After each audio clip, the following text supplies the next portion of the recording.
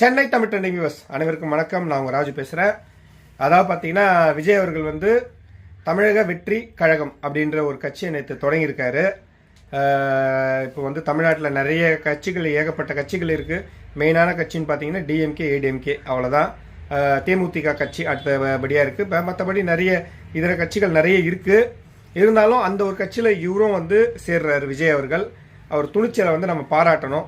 ஏன்னா இறங்குறாரு தைரியமாக, இந்த கட்சியில் நம்ம இறங்கி பணியாற்றுவோம் மக்களுக்காக அப்படின்ற ஒரு சின்ன அந்த ஒரு விஷயத்துக்காகவே அவரை பாராட்டலாம்.